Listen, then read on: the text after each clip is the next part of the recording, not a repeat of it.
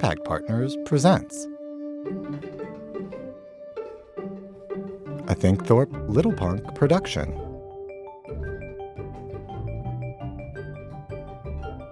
A film by David Thorpe.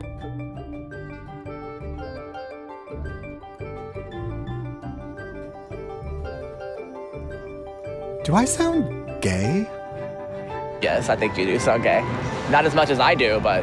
Yes. Yes. Non. En français, non. In English, I don't know. Yes. Not at all. Really?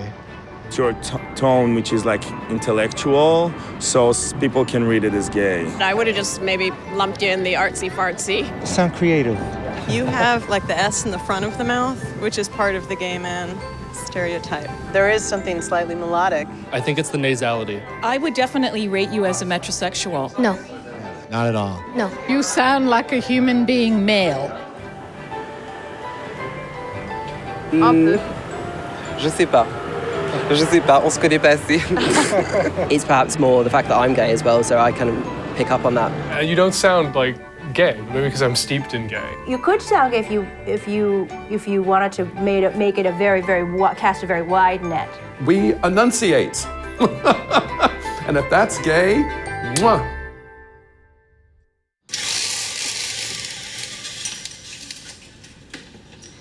Oh, it'll be a beautiful day.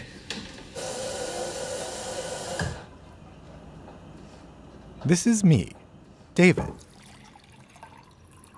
I'm a writer. I live in Brooklyn, and I live alone. Well, not totally alone.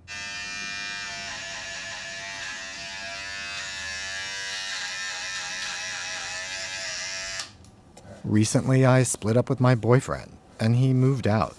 Okay. I'm so excited about today. I don't know, it's exciting to think like, okay, I'm taking control of this problem that is really bugging me, and I don't know. Like, I feel like it might make me a different person, which would be cool, because I'm not totally satisfied with the person that I am. All right. I'm not satisfied because I'm in my 40s and still single. I'm not the most confident person at the moment. Which might be why I've become obsessed with sounding gay.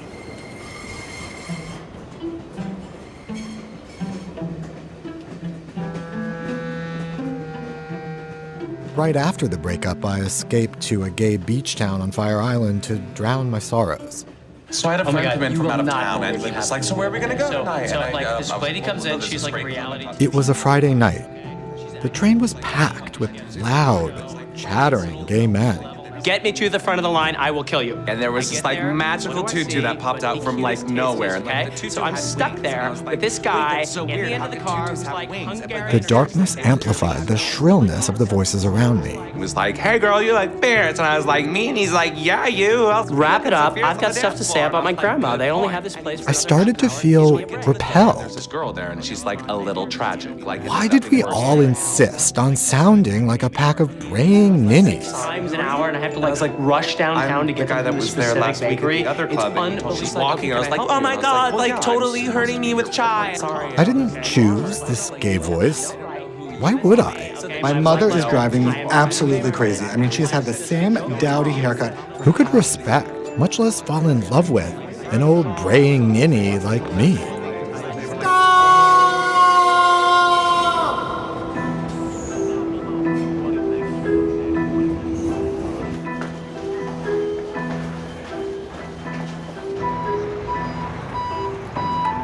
I think it's that way.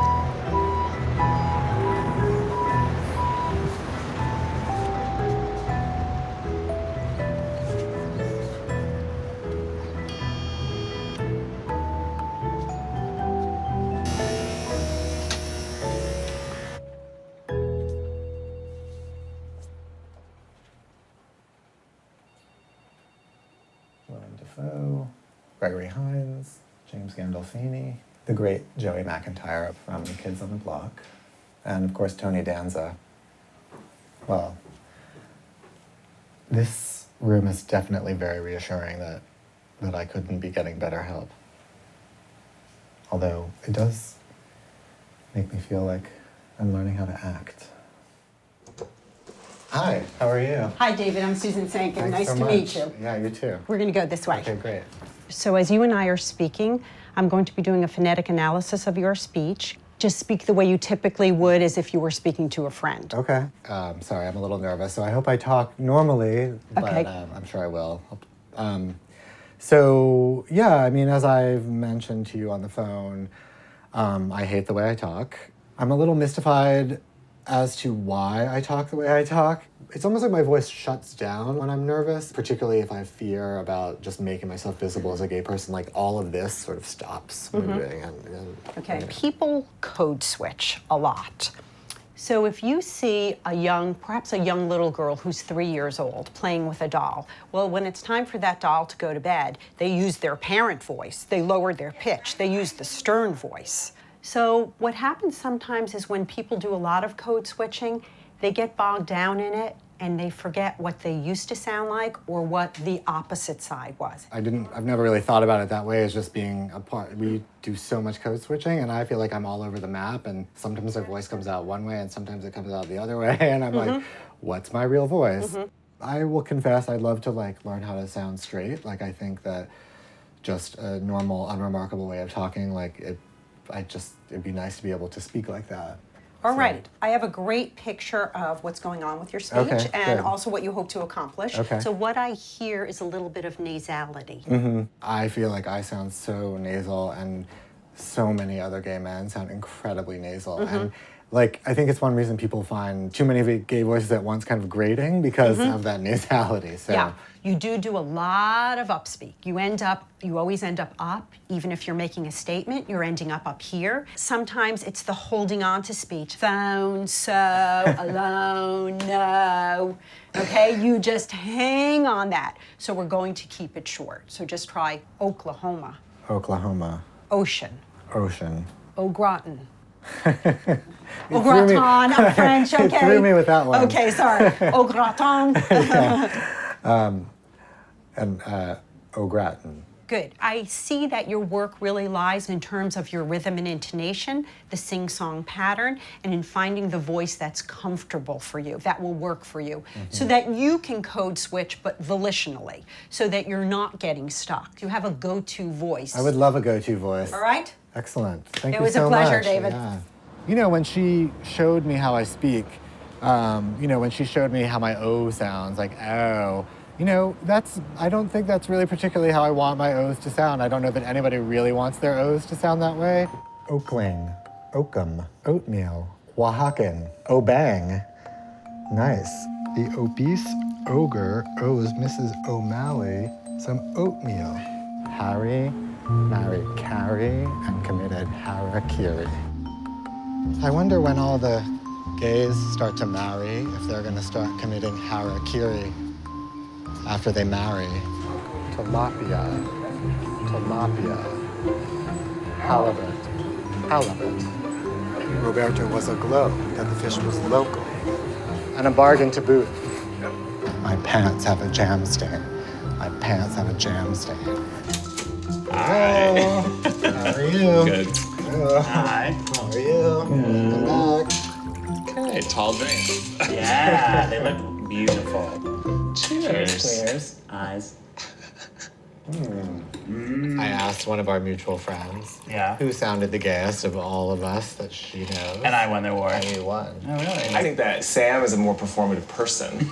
No, I do. Yeah. I just think that you are. And so when she says that Sam is, sounds gayer than most of our friends, I think we have other friends that I'm not going to name, but that also sound pretty gay. So, and I don't think that they sound less gay than Sam, honestly. So, Where do you rank yourself? I would say I'm just one shade lighter than you, probably around 3. Lighter. But maybe I'm delusional. So, do I sound gay? When you say it like that, you do.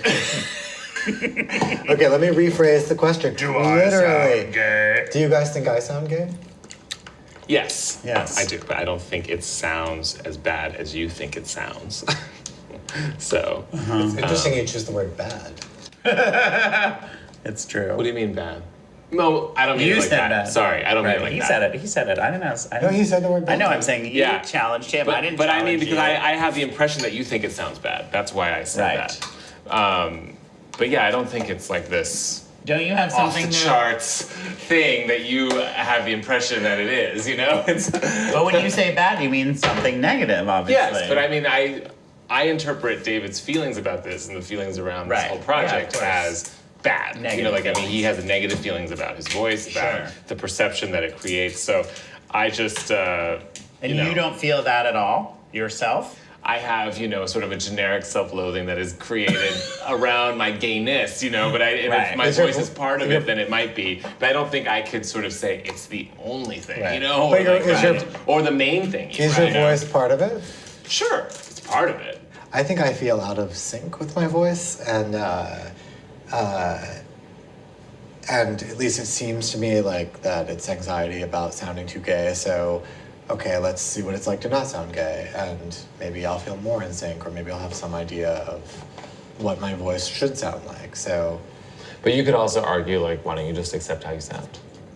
What's wrong with you? I mean, because I think, for myself, for you, for other people, it's like, when I think about it on a rational level, it's like, there's nothing wrong with you. There's nothing wrong with my voice. This is my voice. This is who I am. It's a beautiful thing. We have never talked about this idea until you brought it up. I don't know anybody else that I've talked to about it either. You know what I mean? So I think there is this thing, obviously, that we all are aware of that hasn't been spoken of. I mean, this is a thing, maybe this is like the elephant in the room that you've been talking about. I've been uncomfortable with the way that I've sounded for years, but it's like there's nothing I can do about it. do you think you sound gay? No, I hope not. I'm used to hearing my voice now. When I would first hear it, I, quite frankly, would be appalled.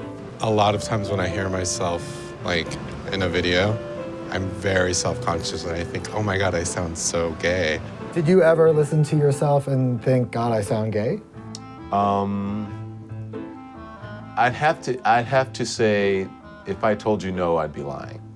It's an incredibly stunning, rude awakening. Please leave a message, okay? You see, I don't sound like that. No, that's how you sound. In our society, men belong to a certain status and women, they belong to a certain status. And the men's status is the highest status. If I'm in a hotel and I call the front desk, they always say, we'll have that right up to you, ma'am. And I think, really, do I really sound like a woman? I don't think I sound like a woman. I think I sound like a very small man. Like this high. It took me 3 years to find a boyfriend. People don't want to date a feminine guy that sounds gay. I don't like when somebody that sounds gay, sounds very feminine. I don't like it. It's just a turn off. Why don't you like it? I don't know, because I feel men's are men's and women's are women's. He totally started pouring chai down my throat, but it went everywhere. It went from literally, okay? This one guy's complaining. We don't talk about it, but some gay men are afraid that their voices sound too effeminate. When I don't have confidence in myself, I'm no different. I'm afraid that my voice repels other gay men. Not to mention the world. We know exactly what you're about, Mr. Limbaugh. What am I about, sir? Tell me, Mr. Nukeftrati, just exactly what am I about, sir? Morgan said, quote, if his son was gay, he better come home and talk to him like a man and not. He mimicked gay in a high-pitched voice, or he would pull out a knife and stab that little N-word to death. A Ross County student who says he was bullied and beaten for being gay is speaking out for the first time since this videotaped beating went public. Why do you talk like a girl? Why do you walk like that? You're so weird. If I saw two guys blowing each other, and I don't know why I'm watching them do it, but if I just happened, I would be respectful to them. I would, hello, gentlemen, whatever, But if one of them took the dick out of his mouth and started acting all faggy and saying annoying faggy things, people from Phoenix are Phoenicians or something like that, I'd be like, hey, shut up, faggot. Faggot! I know that gay voice. You're not supposed to use this for that. Shut up, faggot. I talk like that sometimes. Didn't mean, like, I would never call a gay guy a faggot unless he's being a faggot. But You know, people from Phoenix are Phoenicians. or something like that. I'd be like, hey, Shut up, faggot. Faggot!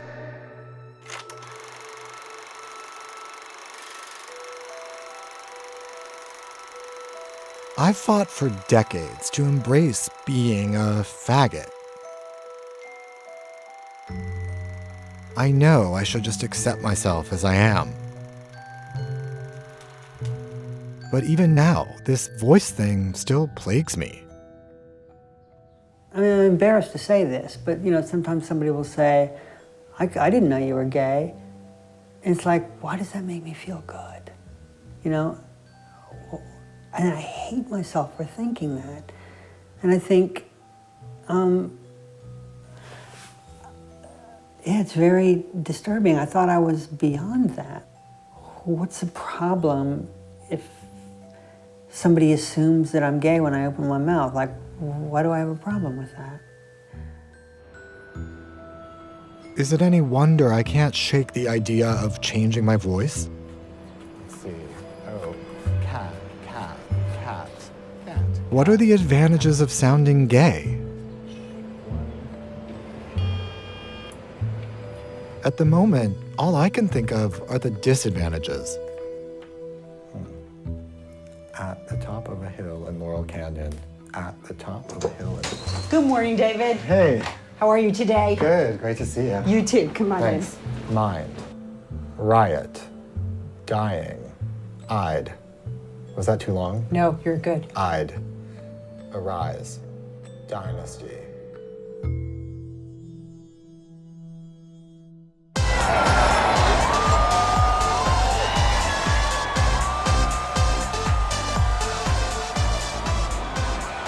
Just as I'm struggling to sound less gay, New York legalizes gay marriage.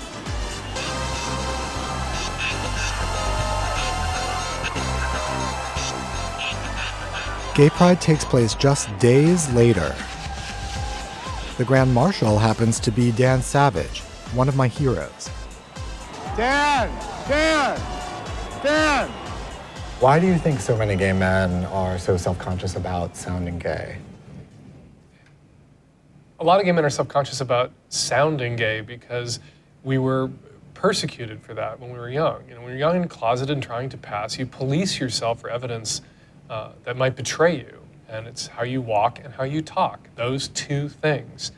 And so a lot of gay men carry that into adulthood. When I was in high school, when I first started going through puberty, I had a really, really effeminate personality. Like, I watch old family movies, and it's actually really, really painful for me to watch because I was really, really effeminate. And that's the first time that I got attacked for being gay because of how I sounded.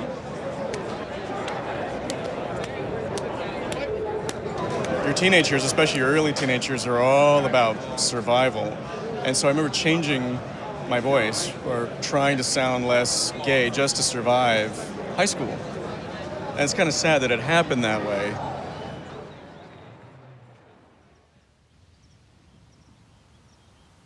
That's my grandma's angel. It used to be in the hallway of our house all the time, right in front of the door. When did other kids start making fun of you for the way you talk? Well, when I was in 3rd grade, people started making fun of the way I talked, and that's when the bullying started. Why do you talk like a girl? Why do you walk like that? My voice was high. I had like the little girl whatever accent. I'd be sitting there talking to my friends. People would just walk by, faggot. The video is difficult to watch. A Uniota high school freshman pummeled by a classmate while others stand by and do nothing.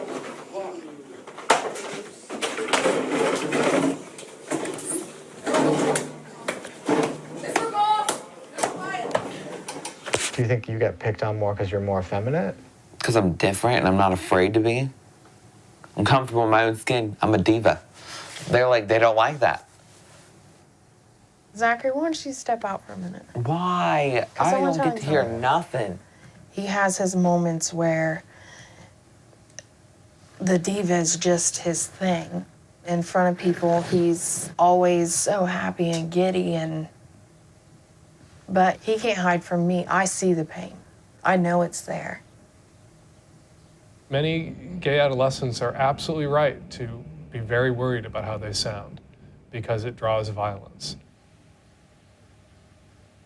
It's nice to see that you're like a survivor. Yeah. Destiny's Child.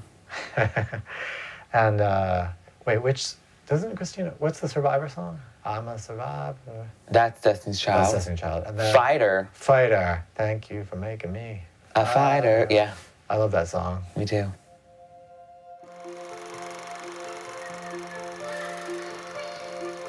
I don't remember what I sounded like growing up. I've sort of blocked out my childhood. I grew up in the Bible Belt in the 1980s. Wow, look at all these. Okay, what am I looking at here? You don't know who this adorable child is?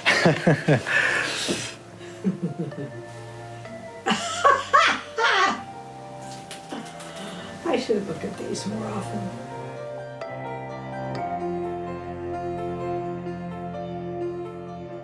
Back then, homosexuality was evil and the cause of a new plague called AIDS.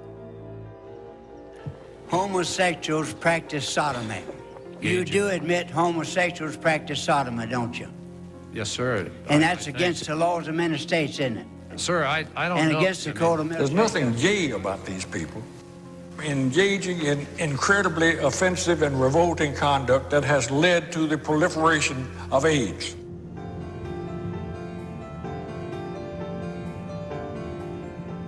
Nobody was openly gay. I mean, no adults weren't openly gay in at that time period. I mean, probably more particularly where we live.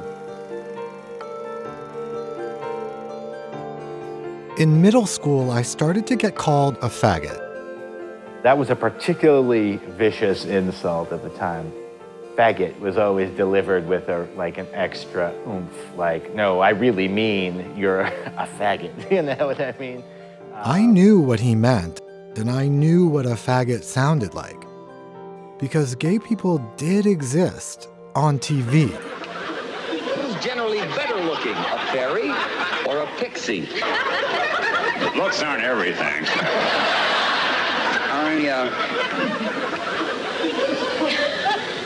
I'll go for the fairy. I hope I didn't leave anybody out. How did I know they were gay? Just listen to how they talk. I'm gonna play that part again. So you can all shout hey, okay? Hey! The only way I can get my wife interested in romance is if I dress up like a blank. Look at Liberace. Oh, Jesus, I swear. And you Truman Capote. They all have that voice. You know what I mean? What is the nearest thing in physical sensation to an orgasm? And I came up with the idea that it was sneezing.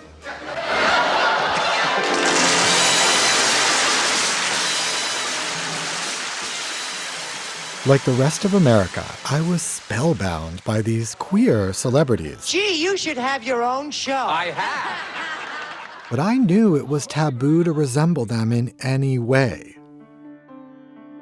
I cleaned up my act and I stopped getting called a faggot. So I was really shy as a kid. And partly because I was gay and I was like, I'll just be quiet and no one will know that I'm here. And, I knew I wanted to fit in. When you were a kid or an adolescent, I had no idea you were gay. Well, it never occurred to me that you were gay. Like, I never even thought in those terms. And I never thought of you sounding like that.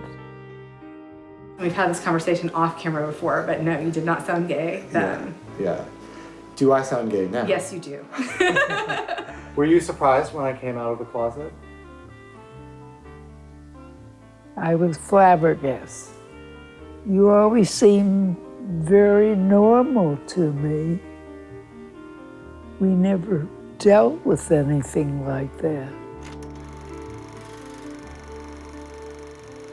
I'll never know for sure what I sounded like growing up. There's no hard evidence. I don't have any recordings of my voice, just these Super 8 films my grandfather shot. How and when did I learn to sound gay? Where does my gay voice come from? Every one of us is presented with lots and lots of models of what language should sound like. So we hear men, we hear women, we hear kids our own age, we hear adults, we hear older adults. And in all of these interactions, we have different opportunities to emulate different aspects of those people's speech. My father worked on the railroad, and he and my brother got along, and my brother always wanted to talk to my dad or go to the workshop. And I loved staying inside reading, helping my mother bake, and secretly listening to her phone calls with her girlfriends. And that to me was fun. And so guess who sounds gayer? 87 years ago, our fathers brought forth on this continent a new nation conceived in liberty and dedicated to the proposition. I'm interested in how sexual orientation affects the way people make little differences in the way they pronounce speech sounds. 87 years ago, our fathers brought forth on this continent. So normally someone would say continent, with no release, and you said continent. Did everyone get that? I said continent. The clearest, most ladylike gay one. Micro variations are tiny differences in pronunciation, like the difference between s and s. Two different versions of exactly the same sound, but different people pronounce them different ways. Gay-sounding men are using clearer vowels. Vowel durations are longer. S's longer, L's clearer, over-articulating the P's, T's, and K's. These things all add up to the same phenomenon that's been observed with women versus men on average. So I'm subtly making my gay choices. Yes. Yeah, it's fascinating. Perhaps you picked this up when you were young by listening more to women than to men, by giving more weight to the cues you were getting from female speakers than from male speakers, for some reason. People make fun of me because I lisp. Really? Such a lot of fuss over a few extra S's. What about that whole lisp, sibilant S thing? I have such a problem with pronouns. How many S's are there in the word pronoun? How'd you like to kiss my ass? That's got 2 or more S's in it. How'd you like to blow me? Somehow, your wife got lockjaw? Faggot. Have you got it? Yes. Sounds like steam escaping. His name is James. Not Jim. Not Jimmy. James. I get it. I had speech therapy for a lisp as a kid. So did lots of other gay men I know. When I think back about, as a kid, while I say that I didn't necessarily sound gay, I actually had a lisp. I had a speech teacher, Mr. Hrishka, who, through school, who helped me. I had a little lisp. He was a big queen, helping many a little Long Island faggot to sound less gay. I had a lisp, and so it would be best if I talked like this. And I was so young at the time. It was only later that I realized, wait a minute, like everybody in speech class was gay. Like everybody that they brought into that room. It was like future homosexuals of America. I've always thought that my lisp had something to do with being gay. But Ben thinks I'm grasping at straws. There is absolutely no evidence that gay men lisp. I think we're going after these frontal and lateral misarticulations, and it happens that, a subset of gay men that are very aware of their sexuality and very interested in kind of the trajectory of their development, sort of remember these and attach a kind of social significance to them. And I found that there was variations. Ron thinks that back in the day, some gay men who allegedly lisped just had a feminine-sounding S. I think that maybe it was true in my generation that there was a lot of confusion between fronting a TH sound, an S into a TH sound, and just sounding too feminine. Mom asked asked me to ask you if there's any male for us here by mistake. What? Mom asked me to ask you if there's any male for us here by mistake. No, not a clue. She wants the Brady's mail, Larry! They say things like girl and sister, and what's her problem? Makes you think. So the th is a phonological delay. The s might be identified by a speech-language pathologist or by the parents as gender inappropriate. Oh, that's fine. Sense now? Listeners perceive a gay-sounding voice as a feminine-sounding voice. This is indicative of a stereotype, a cultural stereotype. People want gay men to be like women, and maybe they picked up on the fact that many characteristics of gay-sounding voices are feminine characteristics, but they've got it all wrong, because a lot of those gay-sounding voices are from straight guys. Denny, they're just coming in with the first pallet. And we need 2 of these that I'll take. People think my straight friend Chris sounds gay. We need a chard, a red cabbage, and 2 strawberries. As one friend put it, my voice is all treble, no bass, I guess. Did you hear that S? All treble, no bass, I guess. I probably modeled my speech after the women I was close to growing up. Chris probably did the same thing. Most of my life, before I was 12, I lived on an ashram. So I grew up largely around lots of women.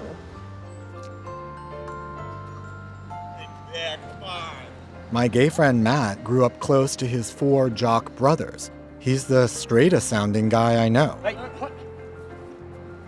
What show us? My family, I feel like, I pretty much was formed like every one of my other brothers. I did everything that they did. I admit I would love to sound like him. The whole family was sports. It was about watching sports. Thanksgiving was planned around halftime. You ready? In our study with 25 men and 46 listeners, the average accuracy in guessing the man's sexual orientation correctly was only about 60%. So 40% of the men were misclassified by the listeners, either gay men who sound straight or straight men who sound gay. What is sounding straight? It's a great question. I don't think there is such a thing as sounding straight because, people have said I sound straight and I'm not. Some of the gayest people I know are straight, and some of the butchest men I've ever met are gay. So, in some ways, never assume. If I was using these typically female microvariations as a kid, how had my family not picked up on it? Why didn't they think I sounded gay? So first of all, in considering your own story, I'd bounce the question back to you and say, are we talking about the difference between Columbia, South Carolina, and New York City?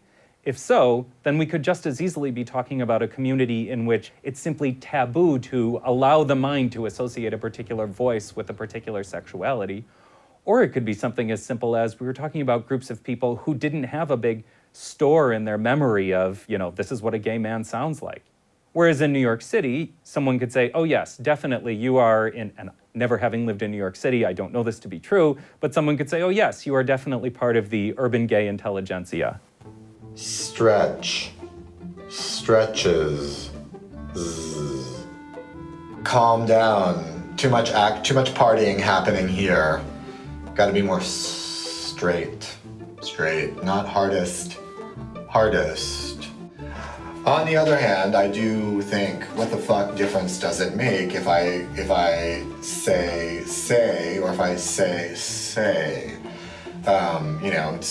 It's what I have to say that matters. They say old habits die hard. I'm starting to think they might be right. And thus ends the first exhausting S practice. I'm struggling a bit with my speech. Okay. But I think there's good reasons. Speaking in this standard, confident way requires confidence and requires the feeling that I'm telling you something. I'm not asking you. Right. And just the last month has just been like a difficult month in my life. And, In what? In my life. Go down.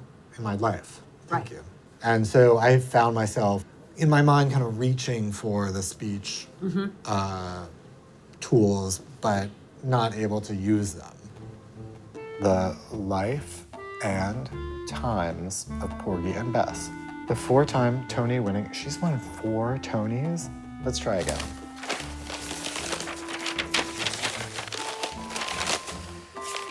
One of the guys wants to know how to tell the driver to go fast. Another suggests he say, ciao. Ever since gay marriage passed, I keep getting ambushed by wedding announcements for freshly scrubbed, perfect, happy gay couples in the Sunday paper.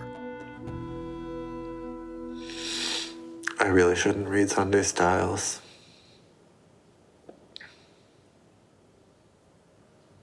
These 2 guys probably miserable. Sure, they're cheating on each other. Will do so, and all right, but they really didn't seem like it. Sigh.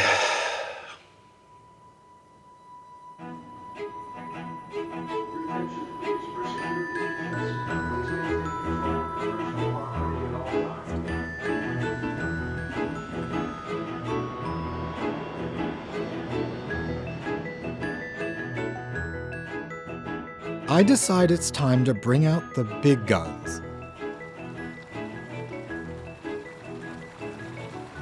There's Leonard Bernstein about wow. to punch me in the stomach. Really?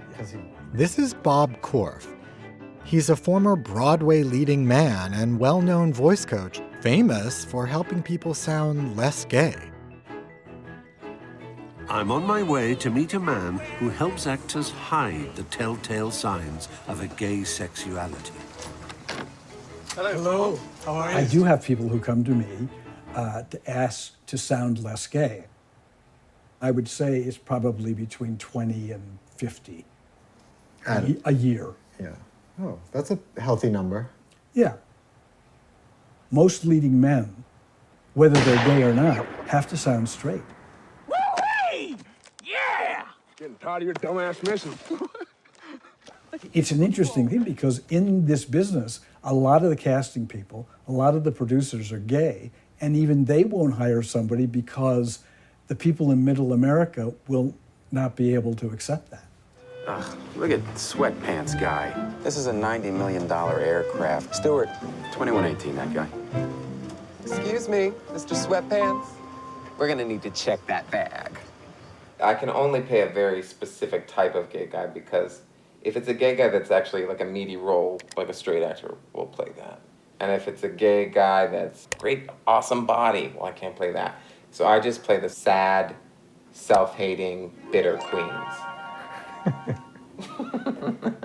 And how do you feel about being cast in that role? You know, Ruth Buzzy used to say, I'll take those ugly girl roles because I get to work. So I'm going to give you an exercise right here that I think will be helpful. Okay. Okay. I want to teach you the standard American melody.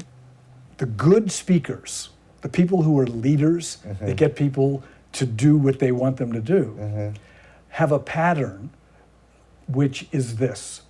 I'm right, I'm always right. Okay. And what I want you to do is go like this. Up, down. Okay. Up, down. Now you went up, down. 1, 2. What's the first number? 1. And what's underneath it? 2. Are you sure? Hello. You're going hello. Hello. You're going hello. Up, down. UP spells what? Up. Are you sure? Stop it. Stop it. You're going stop it. Okay. Stop it. Stop it. Right. I was never trained to be aggressive. I was never trained to be authoritative. It's hard for me to be like, it's over there. Which was right. No, that was actually pretty Was that good. good? Okay. It was. So, but that's if you want to have that power. When you hear it, you'll go, oh, gee, it's not as aggressive as it felt to me. I would recommend my speaker's voice method, which is the blue CD. Okay. That is going to give you more of a chest resonance. Instead of being up here like that, you get down into your body. It's going to really strengthen and lower your voice.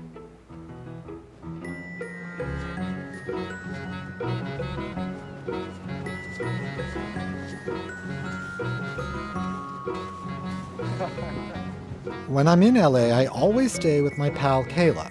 All right, so what should we talk about? Okay, I'm gonna sit like more like a straight guy. Okay, yeah, that's good, that's good.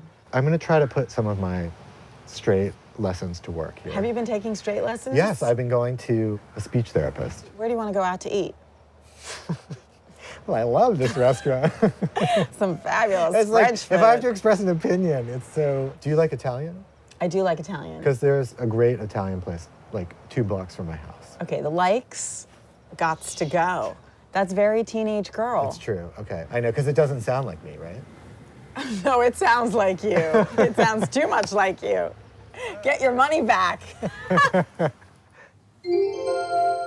Your voice can change, and I'm going to show you how right now.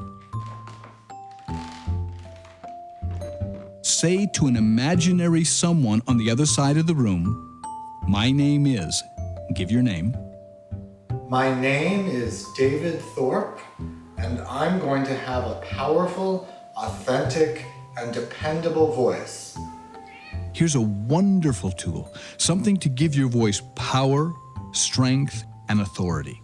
In this country, men use the standard American melody more than women do because it gives them a completion. But it's great for everyone, men and women. Now try it with me. Hi, how are you? Hi. Hi, how are you? Which is weird because it sounds more like I'm telling you I've arrived rather than asking you how you are. Hi, how are you? I don't care. Good. Try it again. This is an embroidered pillow. This is a trivet. Those are my Birkenstocks. This is a cat's ear. This is a cat's As it turns out, I'm not the only one who's thought about being a standard American. Hi, how are you? When I'm speaking with my family, who is this Southern black family, I'm like, hey, how y'all doing? Oh, Mom, I miss you. I'm so hungry. When are you gonna feed me? That's the way I grew up speaking.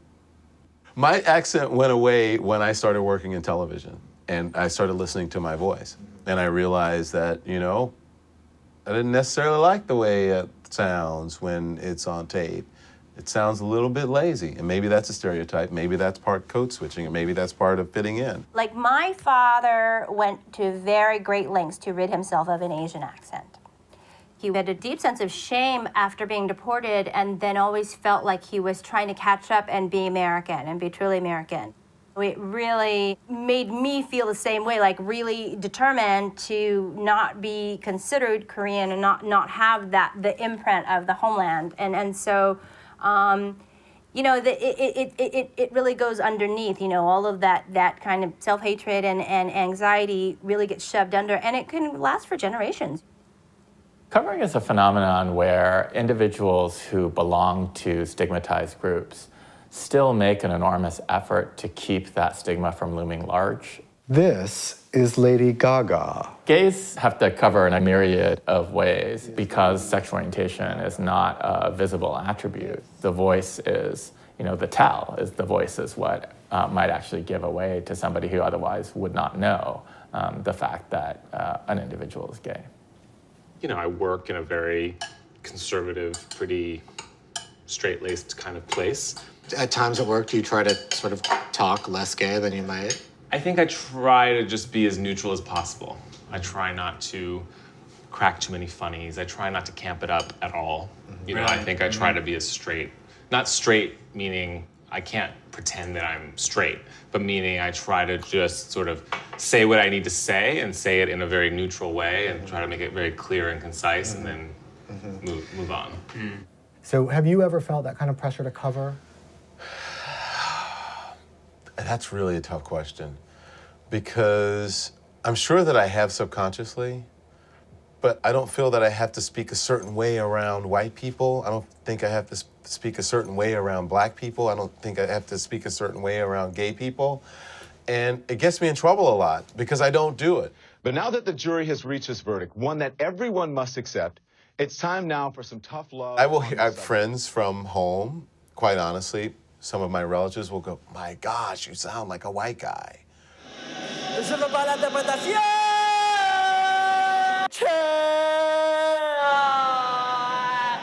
Of everyone I know, I think my choreographer friend Miguel covers the least. One of the things I'm doing is working with a speech coach to learn how, essentially, to sound straight. What do you think about the fact that I'm doing that? Here you are, you've come out of the fucking closet, you've like done the therapy, you've done all the things, and then you're still, changing the way you are. You're still changing how you sound or how you look to satisfy some fucking invisible value that is so stupid in a way, really.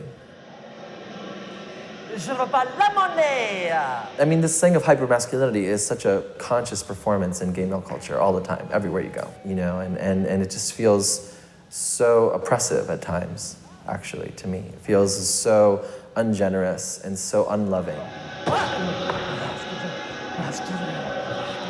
Why do you think gay men sometimes reject other gay men for sounding gay? Misogyny. They want to prove to the culture that they're, not men, that they're good because they're not women, not like women. They don't want women. They don't want to sleep with women. They don't want to act like women, and then they'll punish gay men who they perceive as being feminine in any way. Why do you think when we get in bed that we like to hear that super masculine voice? Because we like what was awful to us. No, you know what I mean? It's kind of Stockholm syndrome. Yeah, it's kind of like, I don't know. You like what? It's wrong. It's like we're sick. We're attracted to men and we're attracted to masculinity, and we don't want to hear a woman's voice in bed. And so if something sounds similar to that, it's not going to be as much of a turn on. Dude, that was fucking awesome. You just ate their inside center for breakfast. I mean, come on, man. Get your ass up here on the table. Let me rub that up. Oh, yeah. Gay men like hypermasculinity because a masculine voice like a construction worker helmet is the lingerie of gayland. Yeah, take it. Yeah. It's always funny when you watch pornography, and there'll be these two guys, and then one of them will openly say, take it, bitch. Oh, we need a sunroof. And you think, well, that just ruined everything, That just ruined everything because you sound like me.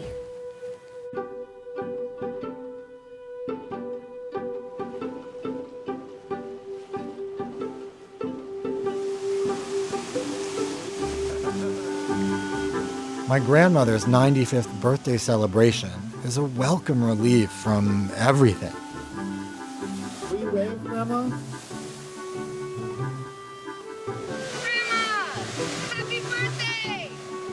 Yeah, Gil, can you wave with your hand there? Hi, Grandma. Happy birthday. Come and look at me. Will you give me a wave, Grandma? Thank you. To my surprise, both Gabby and Gil identify exactly when I started to sound undeniably gay. I was privileged to really get to know you my freshman year in college, which is when you were coming out, and I actually noticed this transformation. I mean, September of 1993, you sounded like a straight boy from an academic family in South Carolina, and by May, you were sounding pretty gay. Interesting. Okay, I didn't know this had happened to me incrementally. You were consciously or unconsciously exaggerating it for a while as you were sort of coming to terms with your identity, etc. That's for sure. Right when you first came out, you were sounding super queen. And It reminded me of when I first came out, I went and bought a black leather jacket. It was a signal, and it reminded me of that like you had put on this voice kind of. My voice was my black leather jacket? Yes. Later, I found out that my childhood pal Michelle also noticed my college transformation. I remember talking to you and going, God, his voice has changed. To me, I'd actually felt like you were trying to advertise that you were gay. And I was like a little annoyed because I was like, well, you didn't speak that way 3 years ago. It bothered me that your voice had changed. I didn't give a shit that you were gay, but it bothered me that you changed your voice. Yeah. I mean, I guess I'm getting used to it. Like, if I'd known you and you always spoke this way, I wouldn't think about it. It would just be you. Yeah. But the fact is, for 17 years, it was a different you. Yeah. And so for me, this was like an imposter's voice when I first started speaking to you. I didn't feel comfortable with your voice. Yeah. In college, I finally found the courage to come out.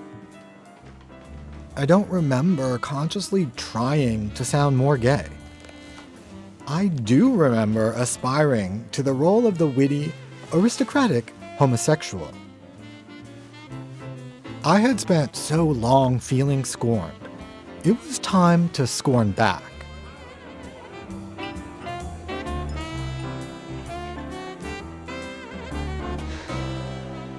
There is a kind of idea when you're talking a gay voice, you're talking down to somebody, too. That there's this theory that gay men have to hold themselves in higher regard. I remember people telling me that I talked like a sissy. Well, what I was doing was I was trying to talk like the little rich boys on television shows. Would you care for a martini, Mr. Babcock? Well, Dry or extra dry? And so, yes, I was a young working class boy, but I was trying to talk above my demographic status. Stir, never shake, bruises the gin. I was too naive to know that by embracing an upper-class voice, I was embracing a well-worn stereotype.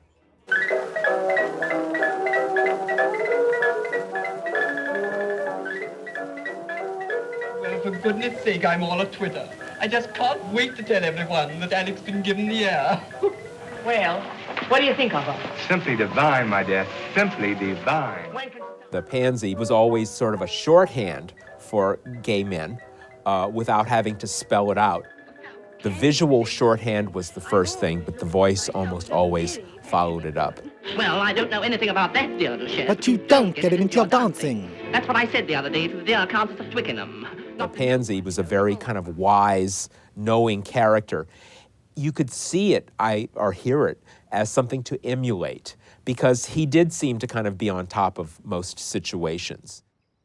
I grew up in your typical middle-class suburb, but my voice tells a different story. You sound educated and cosmopolitan and refined.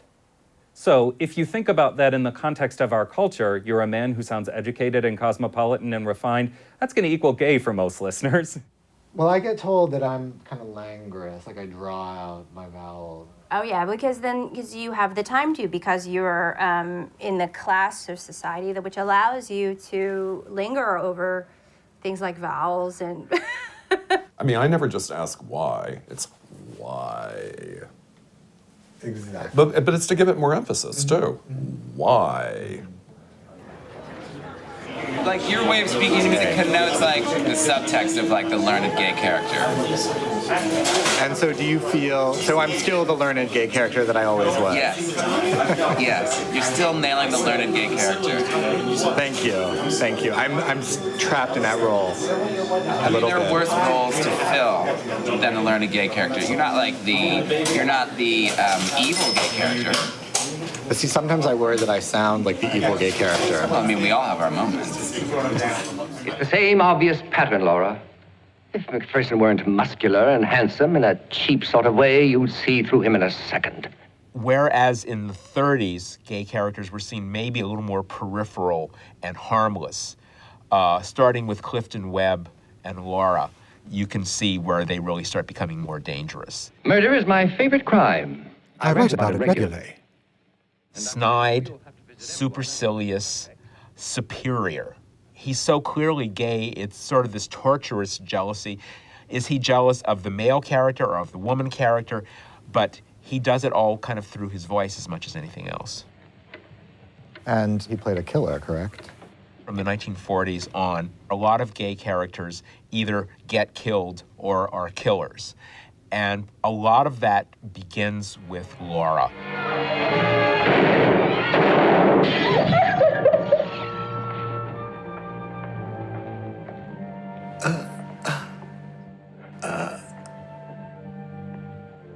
Goodbye, Laura.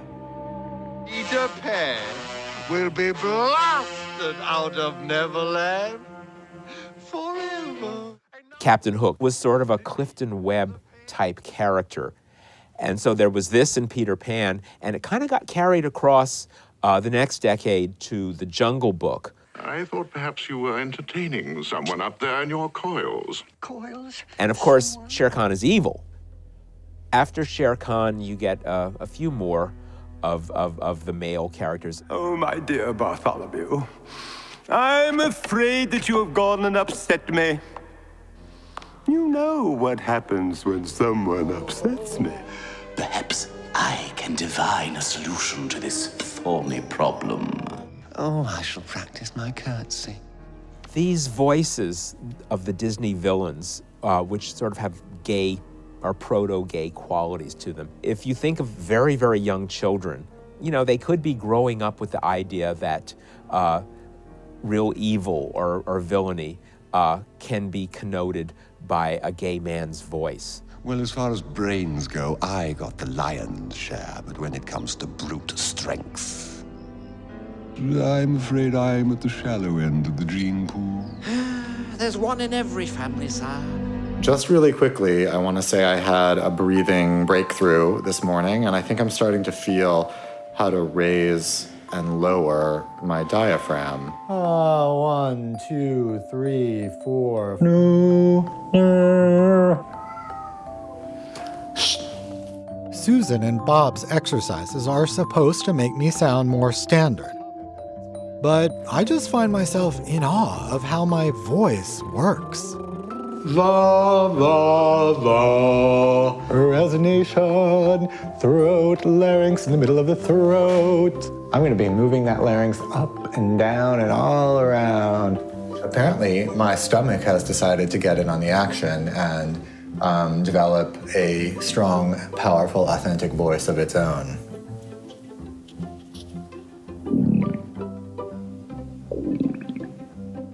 They turned. He looked down at her, and she looked up at him.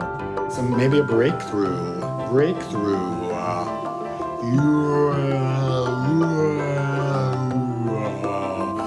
I am a speaker. So, have you guys noticed that my voice has changed at all? Is that a trick question? No. Yeah, I haven't. I don't know. Not really. Maybe when you're practicing your exercises with us. When was he practicing his exercises? After he went to the speech therapist. Oh, I mean, I thought you were just sort of demonstrating how it worked. I didn't think that was practice. Right. You didn't think it was real? I just thought you were telling us how it worked, but I didn't know that was. So you didn't notice like any change at all, no change in pitch, no. I noticed a change in your spirit.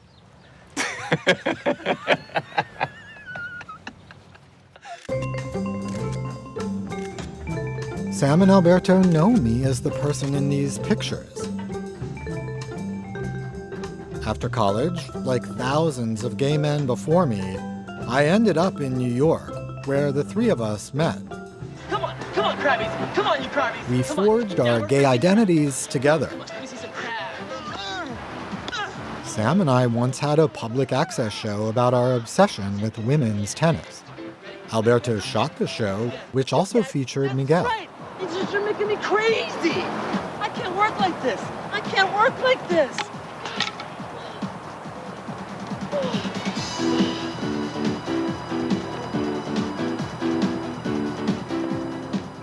There's a bunch of people who hang out together. They tend to sort of similar language, similar tone of voice, similar phrases. Men can learn how to sound gay from being with gay men.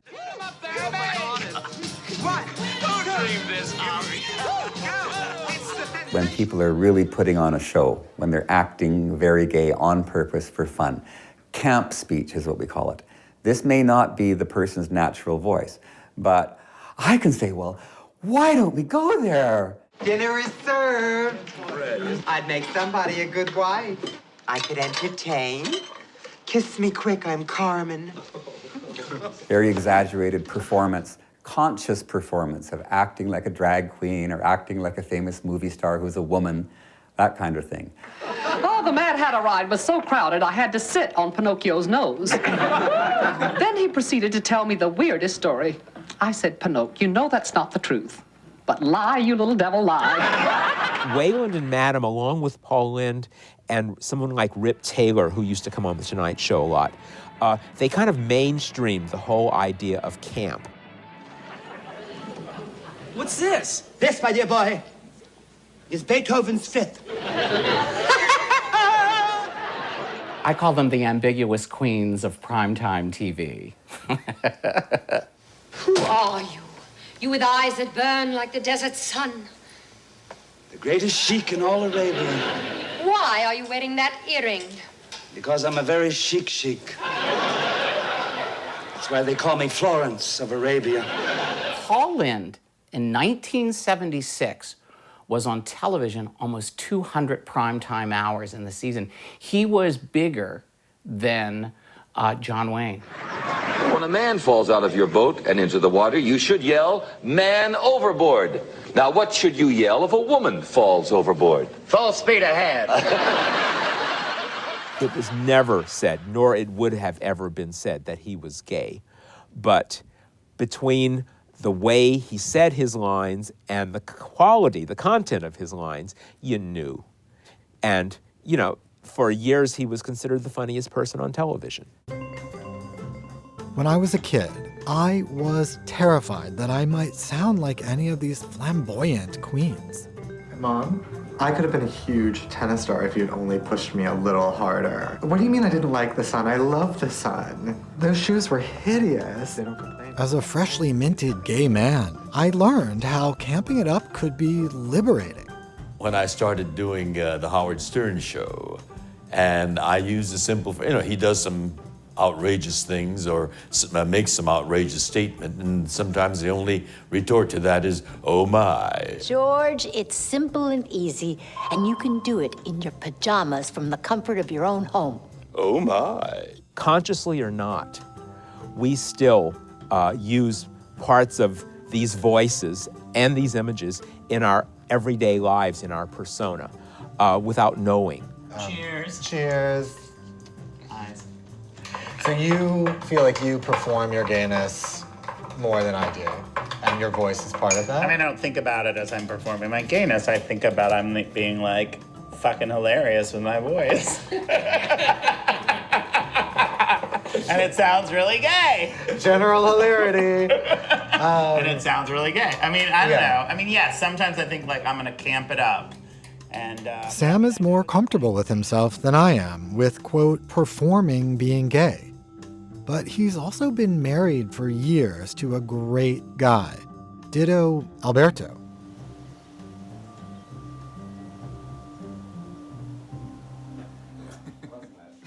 Hugh, my boyfriend, we've been together for 22 years.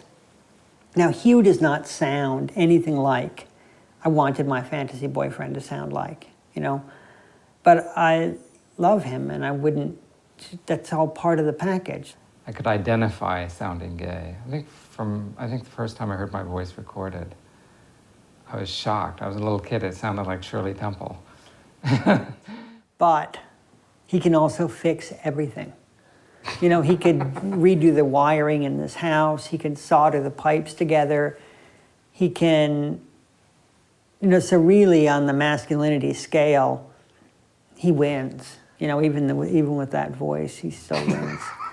One of the things that I loved about George is he loves me for who I am, and my voice comes as part of my package. And at times I've thought it's not a good thing to have this kind of voice. But George has reinforced over the decades that we've been together that, you know, who the hell am I? Who the hell are they to critique me for my voice? So I've gotten used to it. Hugh could beat me. He could set me on fire while I was asleep. I will never, ever leave him.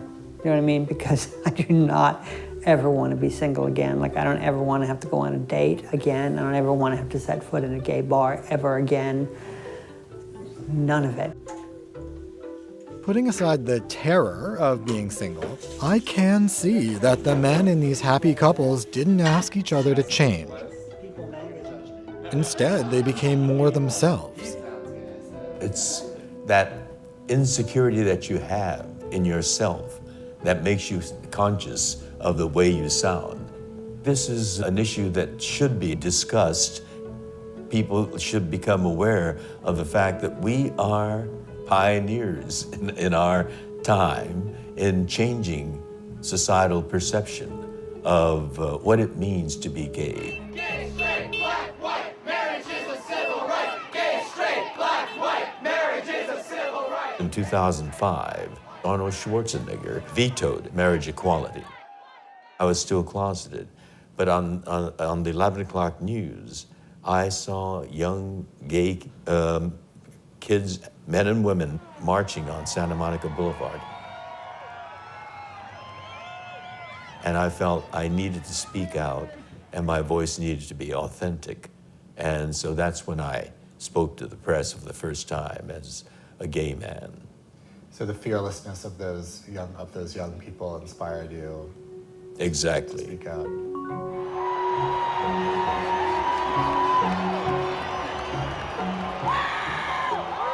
George is right. It is inspiring to see that some young people are able to be and sound like themselves. And the world is listening. Hey everyone, my name is Tyler, and if you don't know me by now, spoiler alert, I'm gay. Shocker, I know. If you could be any Disney character, boy, girl, or animal, who would it be? I would probably be Jasmine from Aladdin so that I could sleep with Jafar. If two people love each other and want to prove it by putting a ring on it, let those bitches do it. Does it matter, like, if they're the same gender? Hi, how are you? Damn. I'm like a didgeridoo.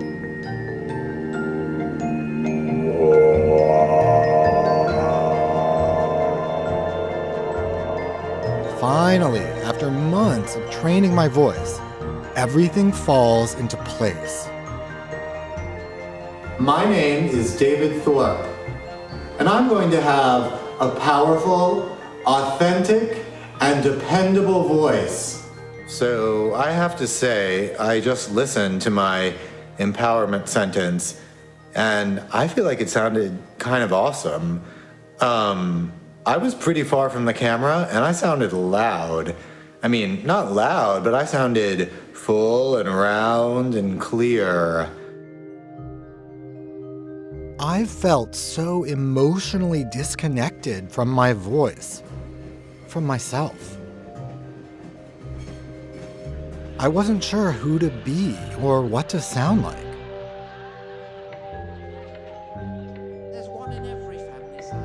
It never occurred to me that I was physically disconnected from my voice, from myself.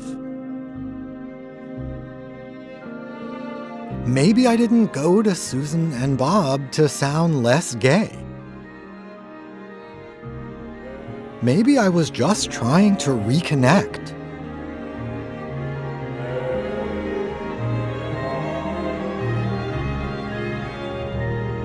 Do you notice any difference in my voice since I saw you in LA? Yes, it's lower and deeper and more confident. Yes, definitely. You know, I was trying to sleep and you all three of you were talking.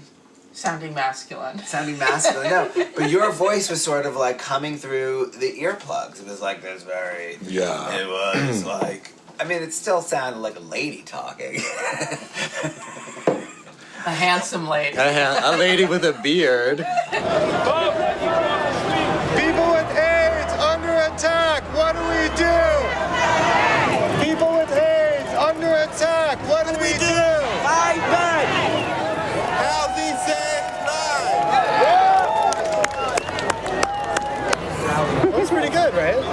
I definitely couldn't have done that before. I found a stronger voice. Cheers. Thanks for coming. To you. But eventually, I stopped doing my exercises. Wow, this looks really, really good, though. Yeah. Bon appetit, bitches. Thank you. Thanks. So your voice didn't change, but you did. You know, my voice did change. Like, my voice definitely got stronger, but the gay did not change. And That ain't changing.